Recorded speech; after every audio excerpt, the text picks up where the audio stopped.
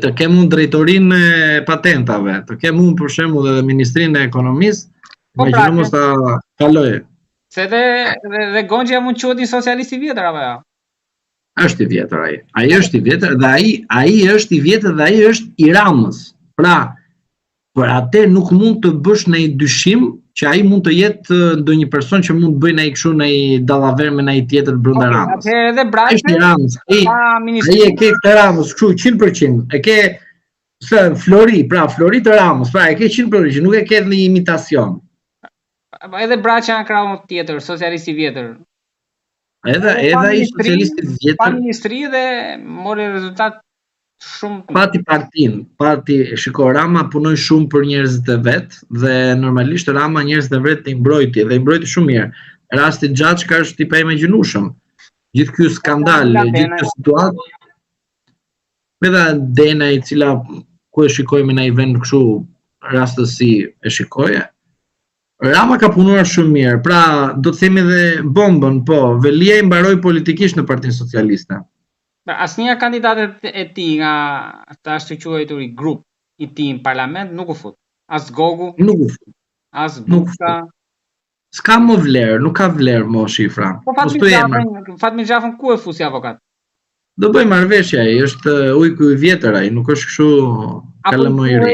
I duhej Ramës për Komisionin Antikorrupsion, pra të reformës drejtësi, dyshi. Shikoj, Rama do ta përdori ashtu siç e përdori, sepse Rama gjithmonë nuk bën gabime si bën Berisha, që vendos njerëz të cilët I gjen nga rruga dhe I vendos jo nga rruga, po I gjen aty ku I kishte dhe thjesht I përdor ashtu gjithmonë sikur nuk ndryshon asgjë. Rama në raport me sistemin e drejtësisë dhe të gjitha këto do përdori një profesionist, sepse Rama udhëzimin e ka, vlla, ja futën të tjerëve, po mos ja fusin vetes. Gjithsesi, tek Berisha dhe PD-ja për ta mbyllë atë,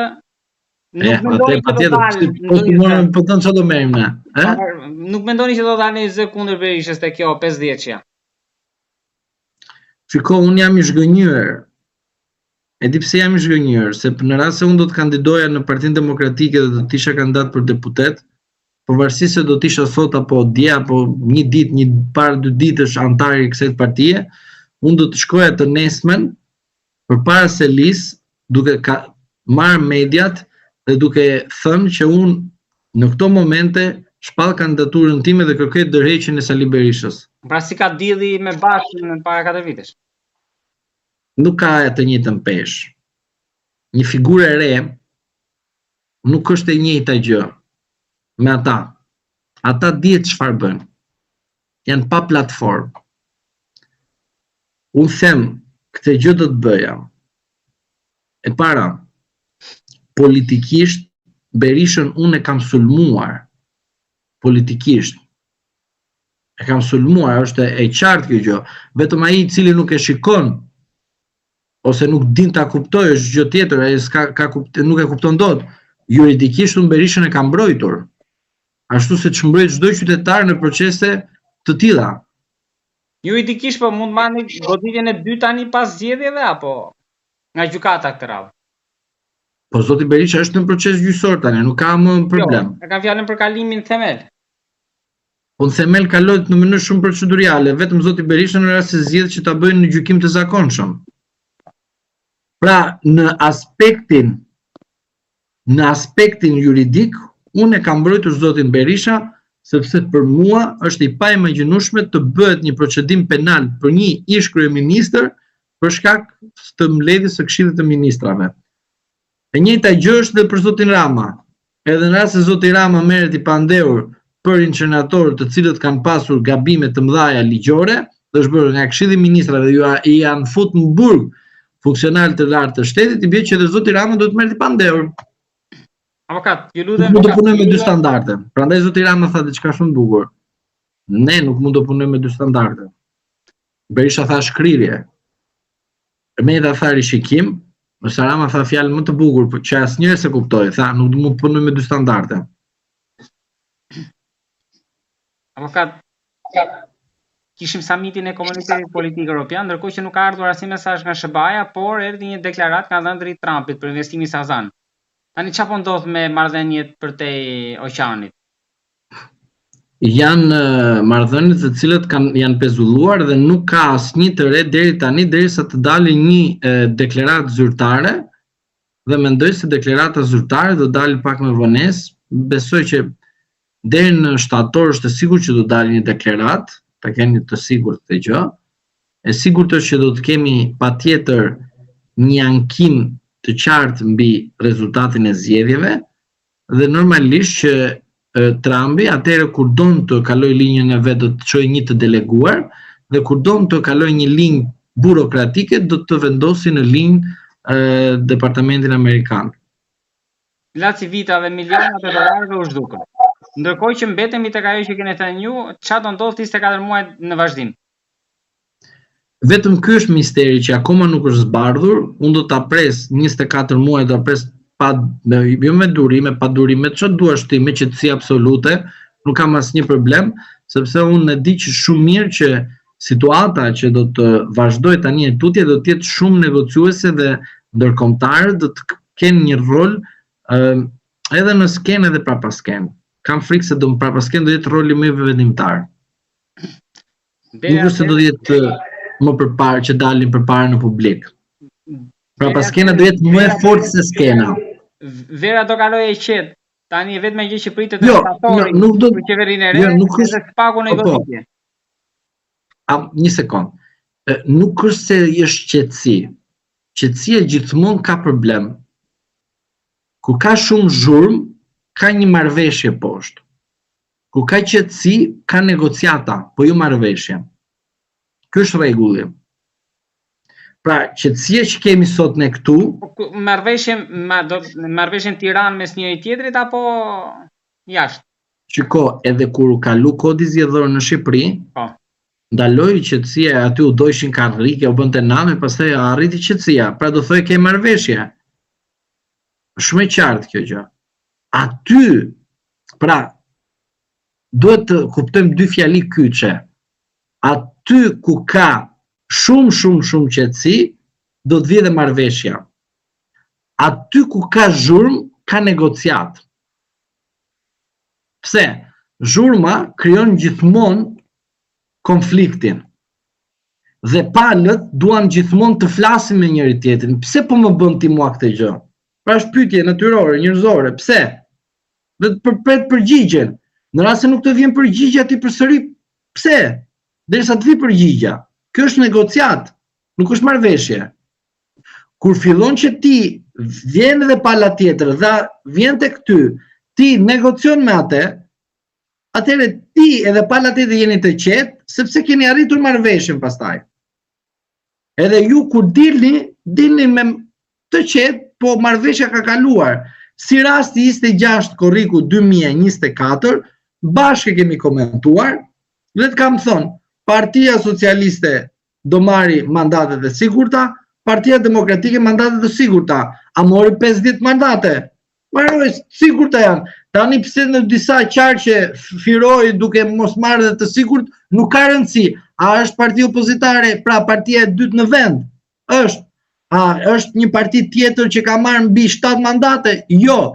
A është një parti tjetër që mund të përcaktojë opozitën parlamentare? Jo.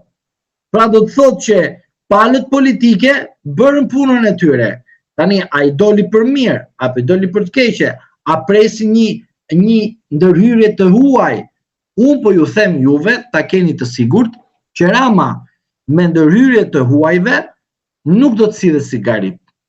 Sepse është kosto, unë e them për socialistët, është kosto për Partinë Socialiste me 83 mandate.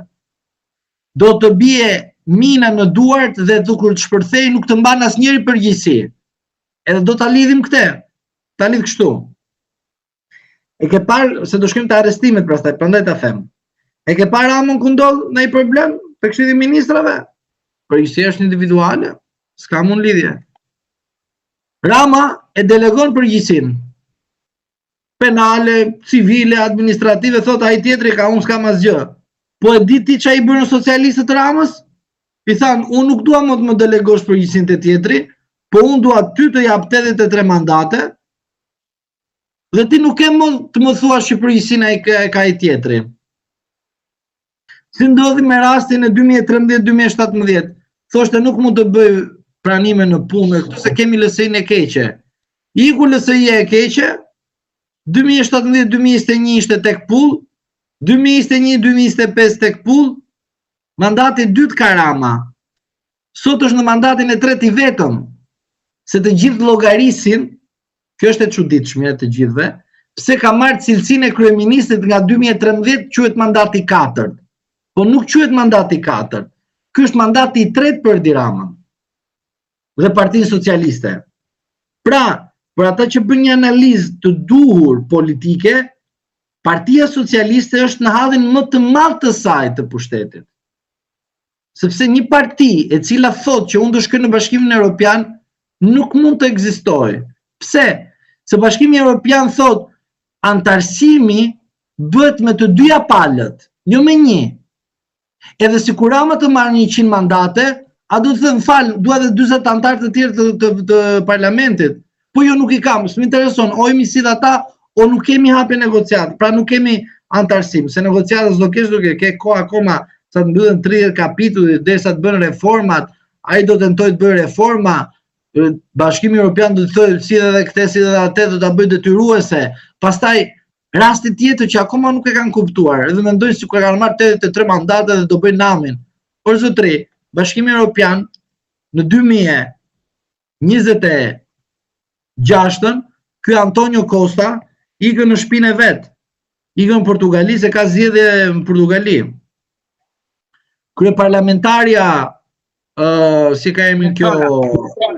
Po, kjo ikën në shtëpinë e vet europarlamentare dhe vjen një kryetar nga grupet socialiste, sepse kryeparlamentarja vjen nga radhët e partive popullore dhe bëhet zëvendësimi, se kështu e kanë gjetur.